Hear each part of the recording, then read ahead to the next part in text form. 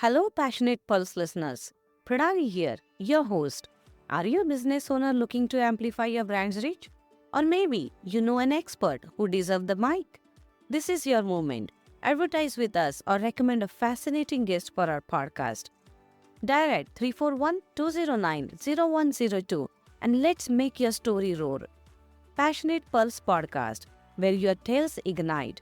Call us now at 341 209 0102. Let's champion the spirit of positive change together. Are you looking to save on your cloud infrastructure costs? Atlantic.net can help with secure cloud services and HIPAA and PCI compliant hosting solutions. Deploy the latest AI and machine learning models on our high performance GPU computing platform at very affordable cost. Call 888 618 data or visit www.atlantic.net, an official server hosting platform of the San Jose Earthquakes. Atlantic.net, 30 years in business and still growing. Have you got a passion project that lights you up but needs some more insider tips to take it to the next level? Bootstrap Banter is your new go to podcast. We are all about real talks and no fluff. Just actionable advice and inspiring stories from people like you who turn their passion into a thriving projects and then to startups. Whether you're just starting out or already on your way, we have got the strategies to help you push you through the roadblocks. In this series, you will hear real world strategies to grow without burning out or breaking the bank. Honest, no nonsense advices to help you level up your passion project. Whether it's marketing, scaling, or just finding the right directions, we are here to help you thrive. Book your strategy session today. Go to passionatebuzz.com and contact, or just buzz us on WhatsApp or text us on 341 209 0102. That's passionatebuzz.com, one stop shop for your bootstrap banter. Hello, namaskar. Welcome to the Passionate Pulse podcast Bootstrap Banter series. In the Bootstrap Banter series, we discusses all the fundas that I'm taking in my very own passion project to grow that project to a startup level. And those are the same fundas that I share with all of you on this Bootstrap Banter series so that you can grow your own passion project, your own side hustles or your own side gigs to grow at a startup level. And today we are going to discuss, well, the power of one. How a solo founders or the solopreneurs can really build scale smart without having a full-time team. And I think those are like some of the struggles that I had in my initial journey and how I really maneuver the challenges. What are some of the smart ways that I'm constantly at it to improvise what I am doing today and build a very lean scale structure at my business, especially for the operational side. And I'm very sure those whoever are working as a solopreneurs or are starting something at their very own level, they can understand the depth of it, the depth of work, and how it quickly moves in all direction and one really stretches very thin to make certain things work. So those are the fundas that I am looking to share with all of you aspiring entrepreneurs, believing that they really need to bring in a partner, whether they really need to collaborate heavily, or how really they can build a team that can take care of many of the operational sides, which are very repetitive tasks, and at the same time work on a very shoestring budget. So that is what we are really driving today. I feel we are living in a wonderful age, wonderful era of technology today, where being a solo founder, being a solopreneur, we can absolutely succeed more than ever that we could have thought about. There are a couple of entrepreneur stories that I like to share with you. Being a solopreneur, first one is in tech, and another one is in the non tech, have absolutely excelled just based on their skills and some of the smart strategies that they have implemented to grow their passion project and have really become $1 million and $1 billion businesses. So, we'll be breaking down how exactly a one-person startup can build, scale, and sustain in the businesses very efficiently. I'm not telling you that after listening to this particular episode, your struggles are going to go away or you're just going to have the magic wand in your hand. That's not something that we're talking about. We are talking about the consistently how you can scale smart, what are the opportunities that you can grab, how you can pave your own path, and how you can structure your days, weeks, and months to achieve the output that you are looking today. And along with that, I'll be discussing some of the smart tools, some of the smart platforms that you can adopt and scale smart. Being a solo founder, it is really overwhelming. Ask me. I have gone through that struggles. I know how it stretches a week, literally from 45 hours to 100 hours a week. And still, you can't get to the result or achieve the output that you're really looking forward to. Instead of spreading ourselves too thin, we can adopt certain smart ways that can give us that balance, that can prevent that burning out. And that is what we are looking forward to leverage: the automation, the smart outsourcing, the type of fractional hirings you can do, and some of the success stories that can give you an assurance that yes, this is possible. So let's deep dive with the first and a very dear case of Peter Levels.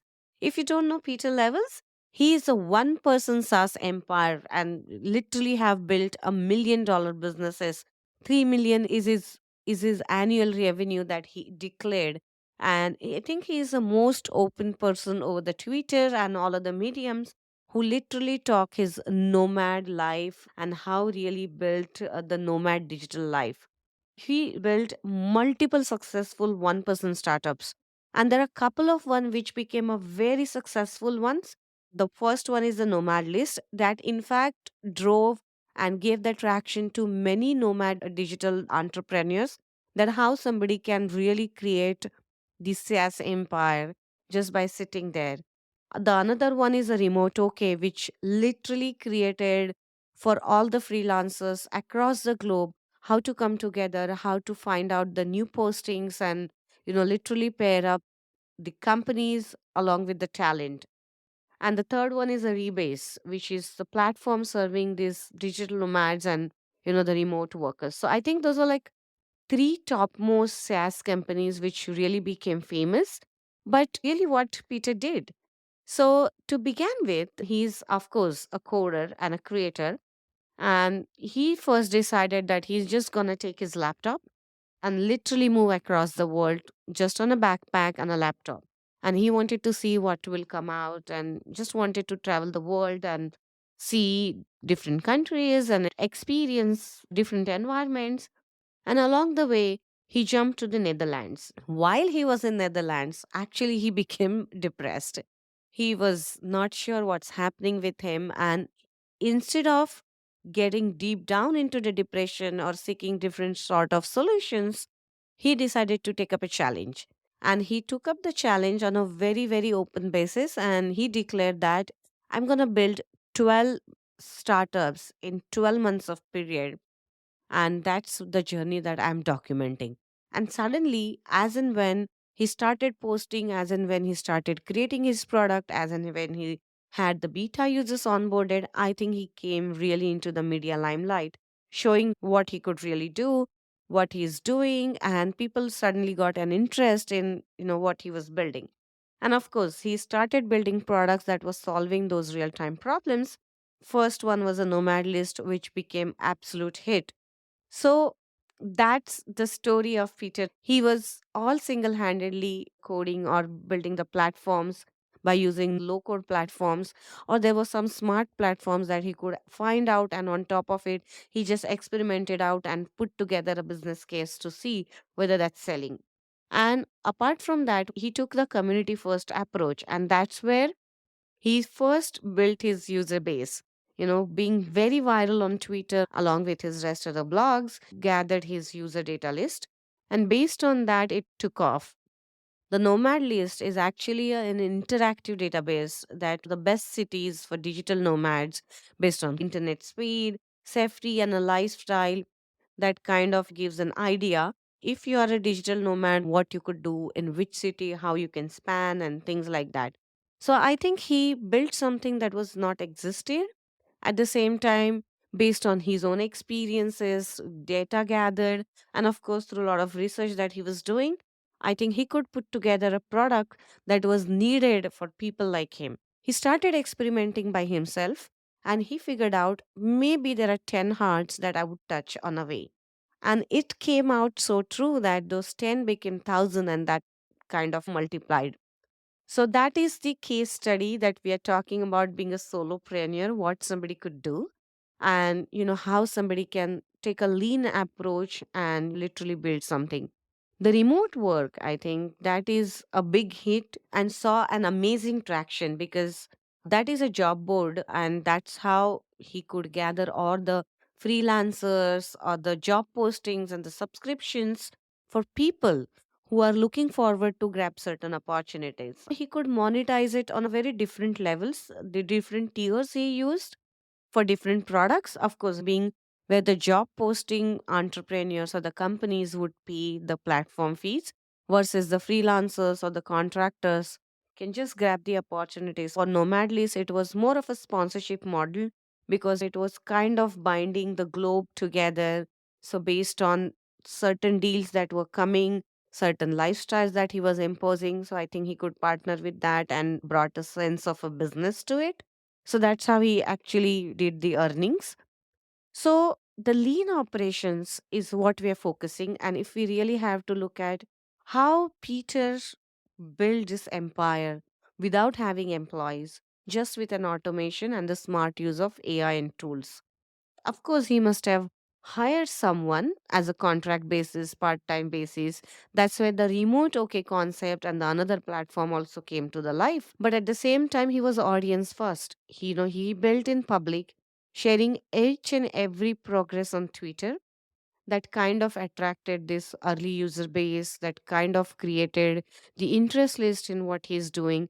And I think that's a very smart funda to look forward to. If you are someone who is building out products, whether it's a tech or non tech, why don't you share your journey? I mean, not all the time you have to come on a camera, but you can absolutely do wonders with your couple of text messages and updating your audience, updating your fan base about the progress, about the failures, about everything that's happening beneath.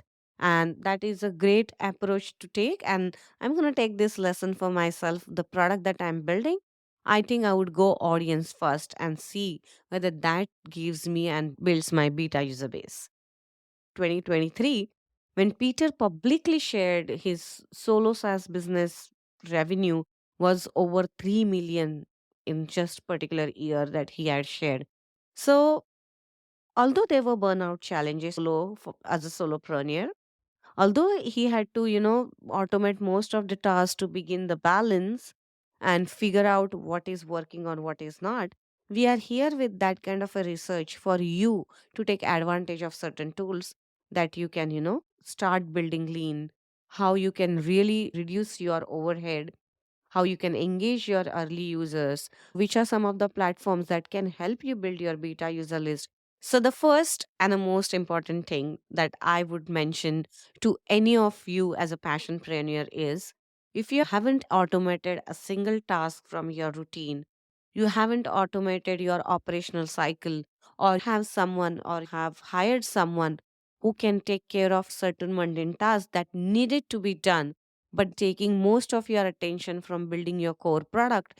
I have done that and I have realized the penalty of paying the time to it versus money to it. It is always crucial balance that you have to hit, whether you want to save time from it or whether you want to save money from it. And it's always a tug of war situation. Trust me, when you're starting out with your own bootstrap budget, with your own pocket money, with your own savings, and you're still in an experimenting phase, it's a very, very hard decision to make whether to buy, build, or delegate. So, my advice to you is whenever you come in this particular situation, first figure out other lines of operational sides of your business that needs to be taken care in a very, very efficient ways.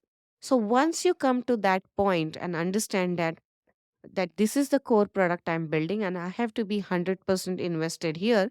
No matter whether somebody can come in and help you out, you have to invest that particular time to that particular core product. Let's say you are a podcaster, you're building your podcast. Then, building a podcast, building a content, presenting in a way that reaches your audience, curating the stories around it, and building the first phase product is what the core value of that podcasting product.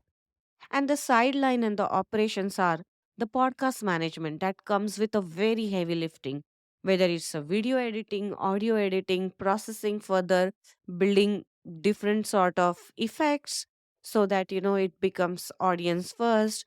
Somebody can hear it well, somebody can resonate it well, or the type of effects that you want to bring it to the visuals to catch attention of your users or your viewers. Those are again intrinsic part that we are looking forward to focus, but they are the ones take skill, lot of time.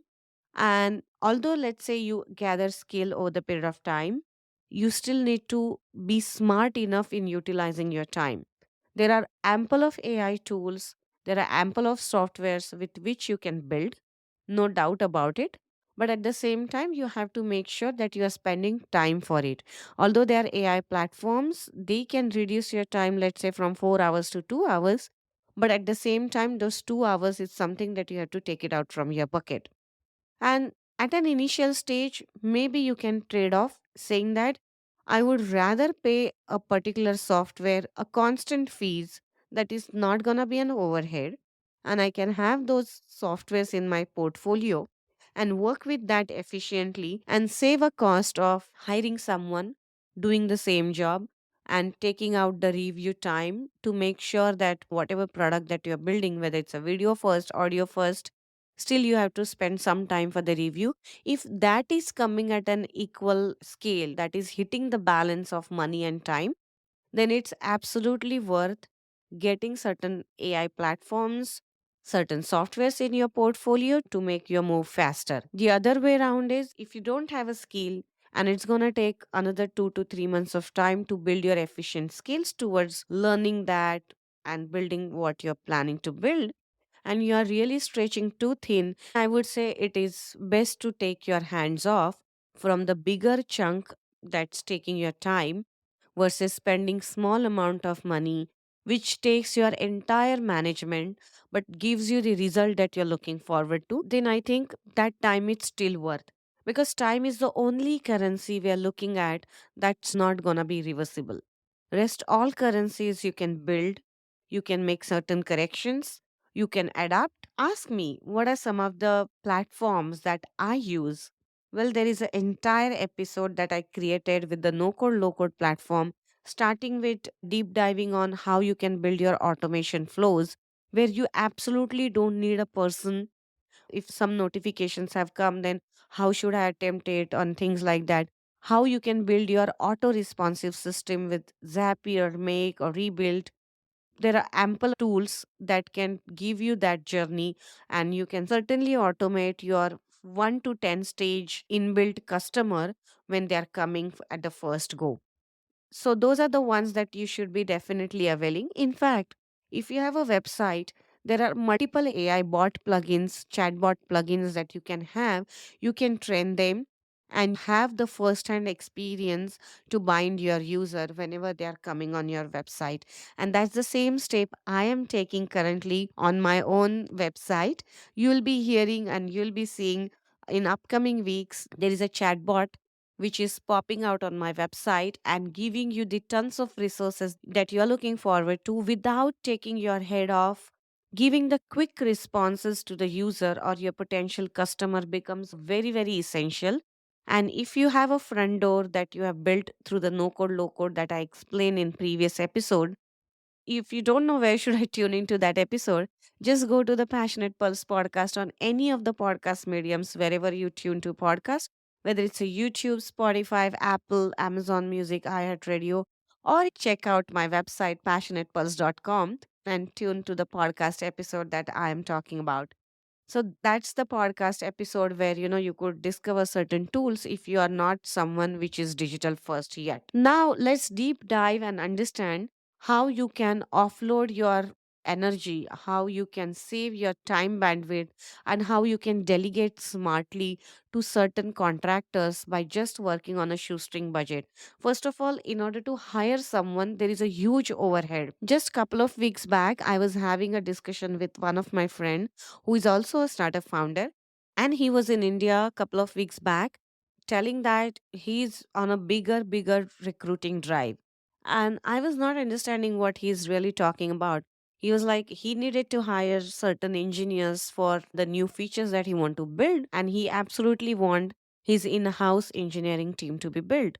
And now he's at a problem, which is a very good problem to have, by the way. For one particular job posting that he did, he received 10,000 applications from India. And now that after seeing that overwhelming response, he didn't know how to filter out those particular resumes, which one to focus, what to rank, how many people from his own team, which itself is a short team, by the way, how he can make these resources work towards it now. Because it's a startup, he cannot really have recruiting agency working along with him, because the recruiting agency charges, I mean, that's when I understood the math that he was talking about. He was saying the recruiting agency on an average ballpark charges 20% of the salary for the particular resource that you would hire. Suppose you hire an engineer for 100K, then the recruiting company is going to take an entire year share that is around 20K, which is a very high cost considering somebody is starting lean, considering somebody is bootstrapping. So then, of course, there are tons of platforms that are available where you could do job posting. One of them is a very simple medium on a LinkedIn, and still you can have a great traction. But then the good to have problem is, how do you really span so many profiles? To whom you can tap? To how many people you will talk in a period of 1 week, 2 week, or entire month? There is always a limit when humans are involved in certain processes, and we don't want to make this process over exhausting too. Otherwise, we won't be making the right decisions at a times. So these are some of the problems that a couple of companies have done a wonderful job to solve. Of course, we know that Upwork and Fiverr is something which is affordable. Freelancers you can hire, the contractors you can hire, the temporary contractors you could hire, spanning from marketing, design to even certain admin tasks. You can find people on those particular platforms.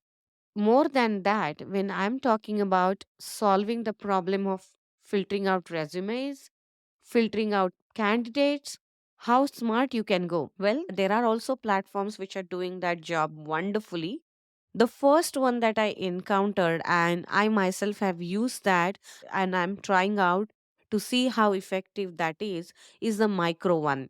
The Micro One platform, what it does is it has got a lot of AI tools inbuilt. It helps you pair up with right engineers to even freelancers that you're looking forward to onboard from tech to non-tech field.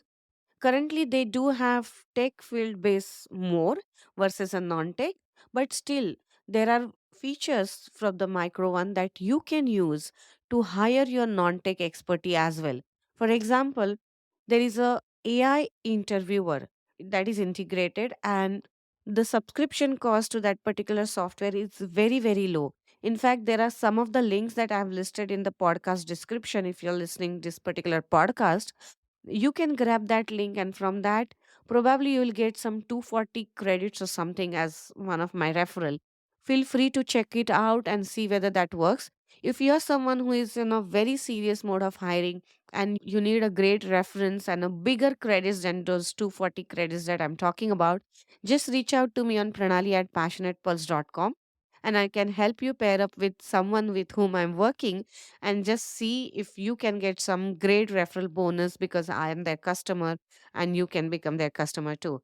So feel free to reach out to me at pranali at passionatepulse.com and just check out this Micro One, which is giving us the AI recruiting platform that also has the inbuilt AI interviewer, where you can absolutely set up your own questions, where you can absolutely set up your own weightage to the question responses, and you don't have to do anything. You just send out a link to your interview candidates and let them take the test. The test that will come back with certain digital score. It can even give you the summary of data, and you don't even have to span the entire content to listen to how the interview really went. So, there are a lot of win points that you get as a summary of data. And of course, if you like it, you want to pursue further, go ahead and review yourself so that you are not completely relying on the AI side of it. But the fact is, that's a smart hiring that I found. And when I told my friend that this is the platform lately I've been using, and I'm planning to build certain MVP, and for that, I'm planning to hire engineers. And this is the platform through which I'm experimenting out certain teams through which, I can get my MVP in a faster basis versus the POC that I have developed. And he found it's even smarter way to do that, because first of all, getting those many applications, filtering out, and on top of it, going and scheduling an interview, something like that, it's costing a lot of time. It's even more than what you're paying to certain subscription fees. And again, being a startup as a small pioneer, you know that there are finite hires that you're going to do. But for that finite hires, are you willing to overspend your time and energy, or are you looking forward for the smart ways to save your time, get an efficient resource at an efficient budget, or whatever budget that you have set it up? You can set all the criterias. Based on that, you're going to have the candidates walk in. Based on that, you will have your certain test to be done, and whoever crosses that test, I think that's a bingo, and you're going to save a lot of time. So this is one of the smart hiring method that I found. There are other assistants, for example, that you should be taking into the consideration, which Micro One provides. And those are sort of managing your admin side, including your payrolls. If you're someone who is hiring the overseas resources, the major problem comes is like, how do I now create 1099 for my part-time contractors? How do I claim my taxes? How do I claim my expenses? And if all those expenses involves lot of tax considerations, and then you need to get into that documentation nitty-gritties. Every time when the tax season comes up, you're planning to invest maybe 1 to 2 weeks of time just to gather this data and thinking about whether should I file this under Schedule C, or paying out hefty fees to the CPS to understand how to sort certain matters, how to prove certain cases. I think Micro One has also helping us to a certain extent in the initial phases that can solve your problem. You can go with their HR solution paired up, you can go with their payroll solutions. That can also be an advantage, especially you're starting out new, and instead of spending a lot of amount or unknown amount that you don't know how to account for, maybe this is something is a finite amount of subscription cost that you're looking out to create something. And of course, if you're signing up from my referral link, you're going to get 240 hours of engineering work or 240 hours of resource work for free of cost as a part of a credit. And if you shoot out an email to me, and if I help you pair up the right reference, and if you go and close your applications within 30 days or something, you're going to get even more credit. So that is one thing that I mentioned. The other important fact and the important part as a solopreneurs or as a startup founders or as a small scale business that we always suffer is, how do I hire someone who is helping me virtually as my assistant to, let's say, tackle certain emails, to filter out a lot of noise that my emails are grabbing attention to. And every time I have to span through, I have to respond and I have to filter out a lot of data or scheduling opportunities, certain admin related tasks. There are a couple of softwares that I must talk about. One is Belay and the other one is Time, etc. Those are like great for hiring your virtual assistants if you want to handle your emails, some auto responses, your scheduling, and a lot of overhead that comes as a part of having an admin staff. So if you look at hiring someone as an admin to you, which is a full-time employee or maybe a part-time contractor cost that you're looking at, versus these platforms are giving you at a very, very hourly rate basis. So I have also found someone who can work for 12 to $15 an hour. Although that wage is not a permissible wage in wage of state of California, let's say, or some different states, but you could still hire someone from different states or even from the overseas to meet the cost that you're looking at. And when I realized that if I really account the actual cost and put it on my calculative sheets, I think that's still a great idea to look forward to. There are multiple other platforms that I would like to mention. One for your finance, growth, and your product strategy. There are a couple of platforms I like to mention. One is Sculptree and Catalan. To be frank, I haven't really explored those platforms. This is simply the research that I'm putting out, but they are really a specialized consultants in finance, growth, and product strategy. Again, for product strategy, you can always opt for those platforms. Or if you're someone who is looking forward to get a product strategy, find out the product market fit, or do the competitive analysis, I think you can definitely approach the Passionate Pulse services. Feel free to reach out to us on passionatepulse.com/services and see whether that service is something that is of your interest. And we could pull together our team and give you an affordable at your shoestring budget something that's needed to be done. So you can always have something to compare and figure out whether you want to shop around the platforms or you want to shop around something that is in-house built and it is, easy to tackle with. The other thing I like to mention is when you're looking to explore certain platforms to work as your AI assistant, there are different strategies that you have to take. It's not about just availing the platforms. Once you have a platform, you should also be taking out certain amount of time to explore, experiment that platform and see what most you can get out of it. So for that, the important strategy as a solopreneur or as a startup founder one must take is the time management. How you are really crafting your time, how you are really prioritizing your certain tasks to become efficient with whatever smart tools that you have in house versus whatever delegations that you are doing. So, maintaining that focus is also important in order to avoid your burnout. So, the way that I look at these things or the way how I approach particular things is what I'm going to reveal now. So, what I do is what really matters to me in particular month or in particular quarter as an outcome to achieve. I absolutely mention that goal and then I take out my weekend for it. I really mind my weekends, but at the same time, spanning the entire weekdays is not something that we startup founders can really afford.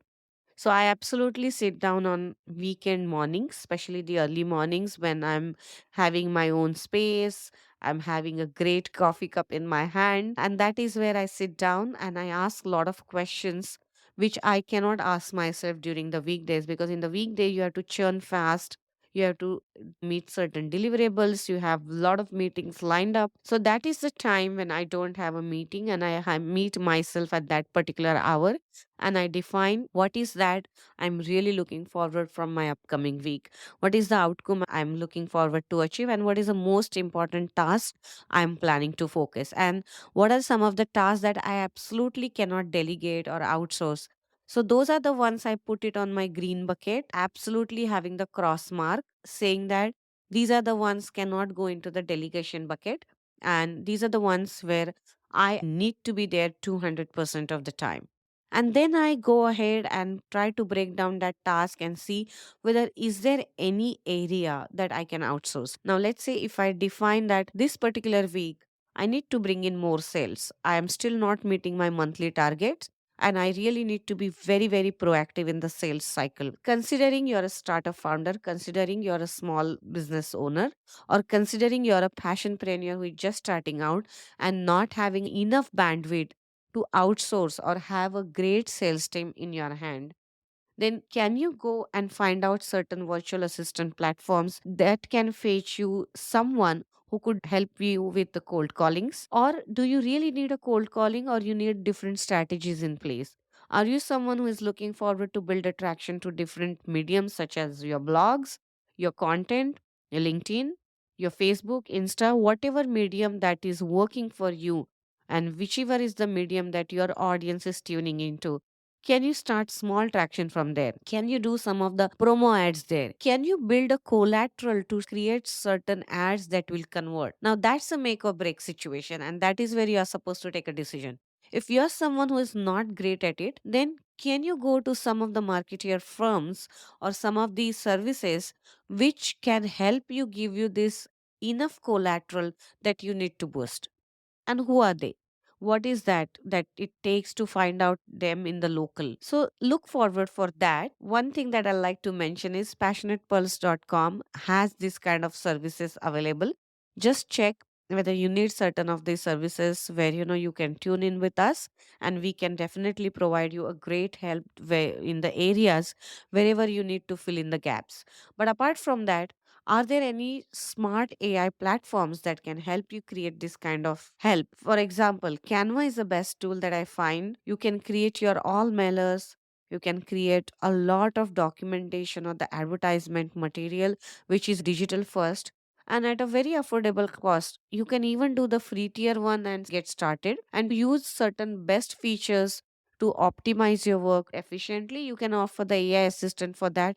You might have to go for the pro plans, and I can list down all those in one of the book that I have mentioned on the passionatepulse.com. Go forward for that handbook and check out all the resources that we are using and sign up to those platforms and see with the free tiers what all you can use, what all you can manage by yourself, and how much time you can save. Or you can take a decision based on that whether that is working for you or it is something that is worth outsourcing. So break down your journey accordingly and figure out what works best for you. When it comes down to content, there are a couple of more platforms that I like to mention. One platform which is known as Okoya that really helps in curating the content. It's a combination of Canva, Hootsuite, and also the content creator Jasper.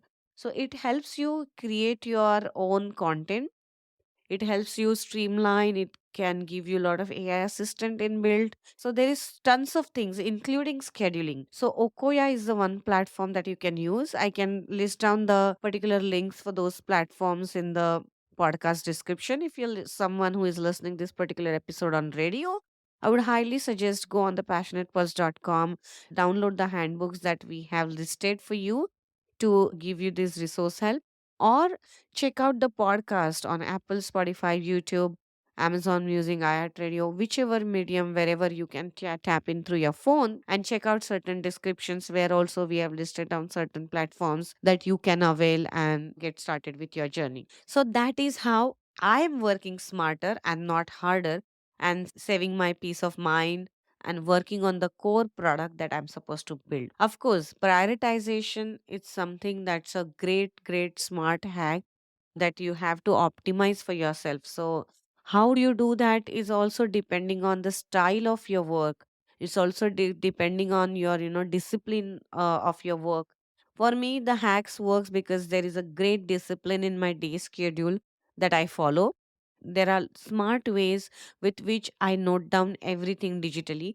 I think by now everybody knows that the Notion and Keep are a couple of apps that I use very heavily. I think all of us do have access to phone all the time. So in my free time, if I'm traveling or if I'm just sitting at home and let's say you're just tuning into some podcast, at that particular time, what I generally do is on my phone, the ideas that comes to my mind, I keep dragging and dropping it to my particular app, and that is the one where you can keep logging and figuring out and build your kind of database with certain ideas, certain tasks needs to be done, when needs to be done, or schedule your calendar on phone.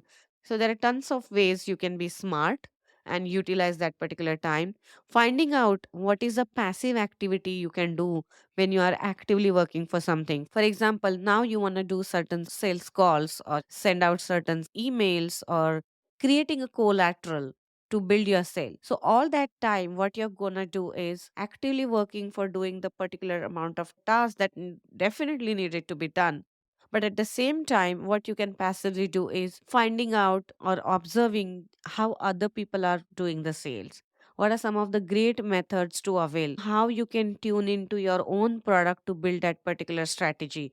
So, those are also certain passive tasks you should be tuning in every time before you work on your active task. And that is a task you cannot just grab in a particular hour when you are there with an action.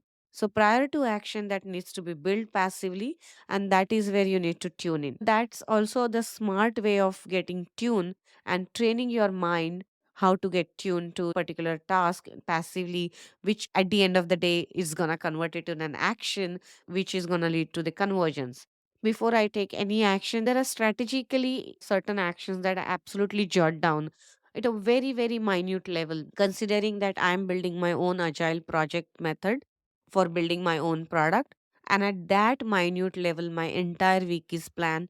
Even when the day is ending and I'm about to go to bed, I'm logging down three important tasks that I have to achieve in the next morning or in the next day that is coming. Also, there are a lot of uncertainties as a solopreneur, as a startup founder, that we bound to catch hold of. Sometimes certain meetings spur, and then certain meetings can lead to different outcomes, and those outcomes are something very time sensitive that captures the attention, and the things that we have planned a day prior or in the early morning of the particular day still gets collapsed. But then the way I do it is I use my Kanban board on my Notion, and I move certain tasks and then add certain tasks with the urgent priority. That is where my attention and time is going to go. But at the same time, the certain tasks that I'm kind of sidelining are still on my board, and they still get the importance when the next time I'm attempting it. So that's how I'm absolutely planning my flow, and that's how I'm operating it. So maybe if this is helpful to you, let me know what technique you're planning to use, what trick you're planning to grab. Are you planning to go forward for smart hiring with the micro one? Or are you planning to tune in and see whether there are certain other tools that are going to help solve your problems? Having said in the beginning of the episode, we know the Peter story, which was a digitally nomad success story that we heard. I'll also like to mention one non tech field story that is also the solopreneur story, absolutely bootstrapped and phenomenally achieved outcomes. Like the particular story that I'm talking about is nothing but the makeup brand, the IT cosmetics. And this IT cosmetics girl, Jamie Kern Lima, she built a product that was needed to be built coming from her own personal issues. The IT cosmetics, the cosmetics for sensitive skins, and the safe cosmetics that one can use and still have the stellar makeup on.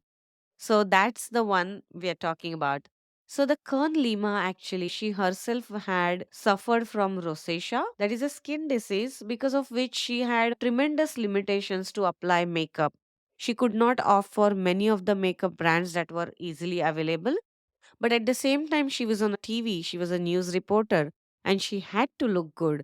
So she had tremendous problems looking good over the screen.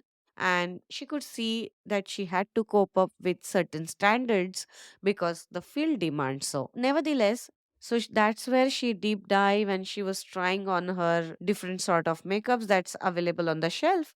But when she figured out that there is nothing that works with her particular disease, and there are many women like her, she had to go aggressively behind it. So in one of the meeting with her family friends, she was talking to a couple of plastic surgeons, dermatologists, and that's when she wanted to experiment and she had her own problems to discuss with them, and she realized that there is a potential that I should be building something for myself that will work. And that's when she took those dermatologists and the plastic surgeons on her board of IT cosmetics and give them the equity and took their expertise, which was a very lean and a very great ways of collaborations, I feel. And of course, in order to build the products, she had her own face, which was the model face, to try out and see whether the things are working fine or no. And as and when she was progressing, the skincare doctors and the plastic surgeons, which were on the boards, they were validating and evaluating a lot of things that she needed to solve. And that's where her brand started building. She built a product using her own saved money. So initially, there were no investors. In fact, she struggled a ton of a time to get her product out in the market, to advertise the product. In fact, the QVC show on the TV, where she absolutely gained a great traction since the day she appeared on that particular show. She was even not even passed to the QVC show guidelines or the filtration methods where her product could be showcased. So she struggled a tons of time to get there, but nevertheless, one or the other medium she kept trying. She tried certain Shopify methods through which she could grab attention of the audience. She tried her all social medias where she was gathering attention.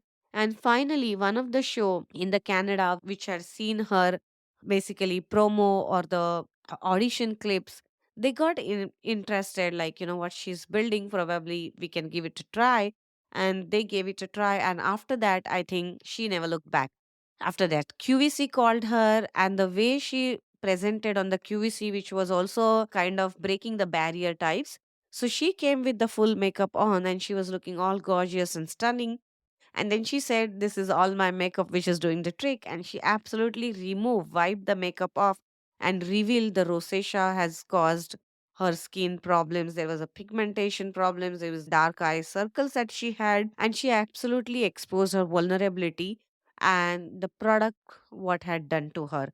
And on top of it, she provided the whole lot of thesis that she had gathered through her own plastic surgeons, dermatologists, which was the weighted one that could prove that these particular products are absolutely safe, and the one who is building the product is using it consistently, having the certain type of problems, and she catch hold of the audience that she needed the most. And since then she never looked back. She appeared multiple times in an year to the QVC show. In fact, more than 100 episodes QVC had aired her. And then, of course, the different traction happened. The L'Oreal acquired her brand and literally became a billionaire in a overnight acquisition that had happened with L'Oreal. In fact, L'Oreal found great confidence in her, and she was the first female CEO of a L'Oreal brand that L'Oreal had. And I think she created a history with her products, the type of execution that she did single handedly, and the faith with which she moved. She constantly looked forward for the smart ways to market versus burning out herself.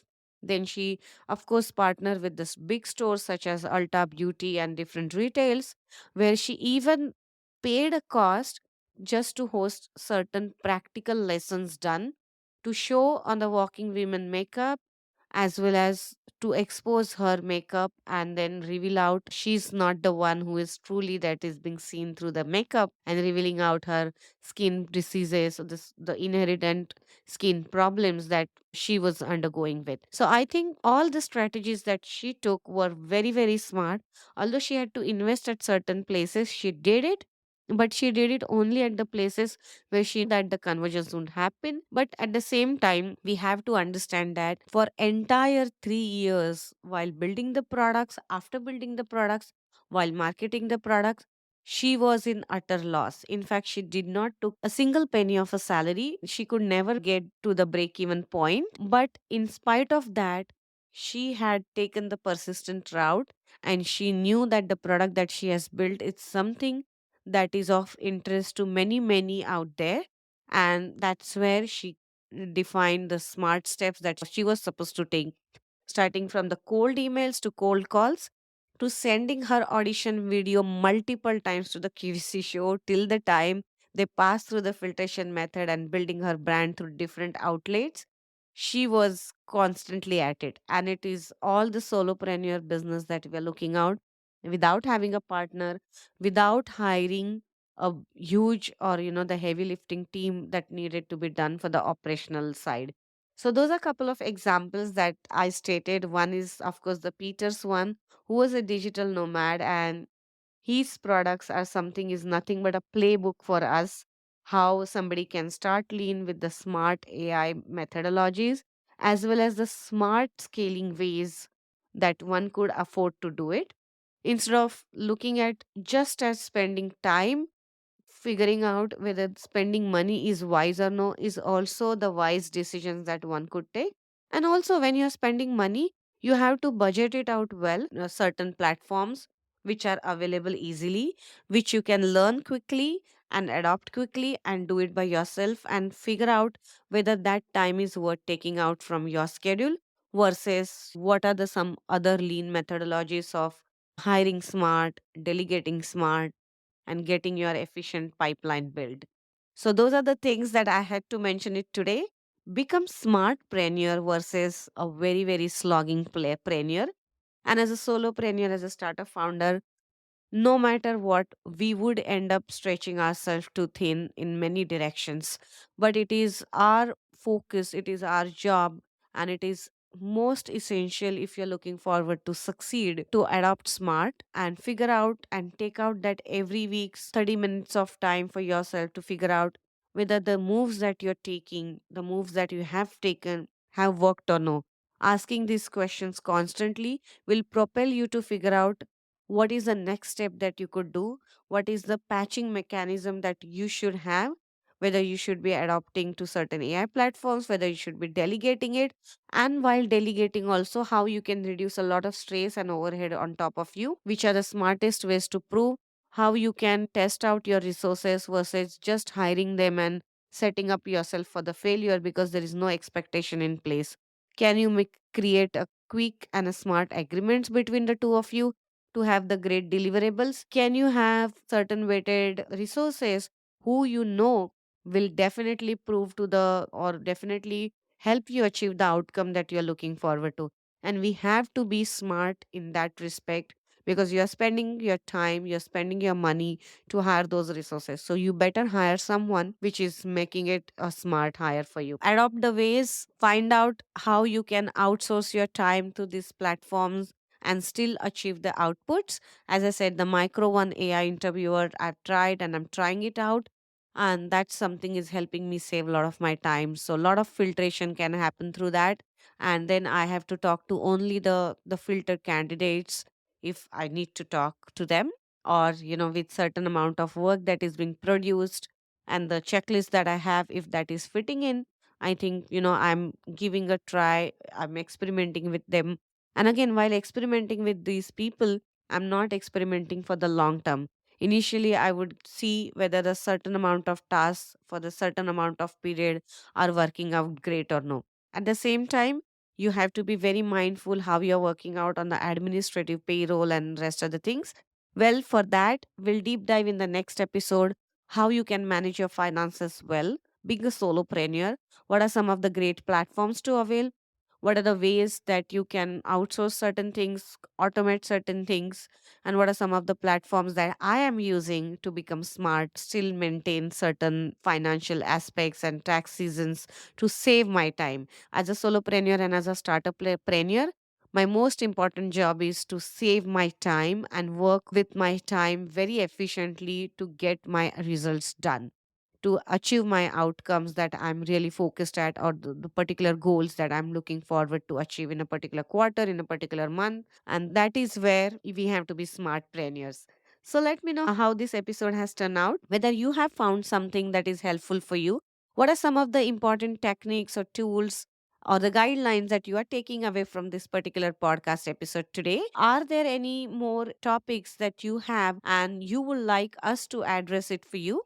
Let me know in comments on passionatepulse.com feedback form, as well as in the podcast comment if you're listening to this particular podcast on one of the podcast mediums. I am here to take your feedback into consideration and build my future podcast episodes that are helpful for you. I don't want to create something that is not going to be helpful for my audience. So really looking for the guidelines that I'm taking in my own passion projects. And I really want you to succeed in your passion project. If you are someone who is looking forward to see how you can grow smart and you want to avail certain services such as creating your pitch book, finding your next strategies, finding your content creation management, or even to get you started with your media training or your podcasting, I'm here to help you out. My team is here to help you out. Just log on to passionatepulse.com/services and find out whether that is something of interest to you to get started with. Till then, stay happy, stay passionate, work with your time very efficiently, and let me know what you like to hear next. Ciao. Hello, Passionate Pulse listeners. Pranali here, your host. Are you a business owner looking to amplify your brand's reach? Or maybe you know an expert who deserves the mic? This is your moment. Advertise with us or recommend a fascinating guest for our podcast. Dial at 341-209-0102 and let's make your story roar. Passionate Pulse Podcast, where your tales ignite. Call us now at 341-209-0102.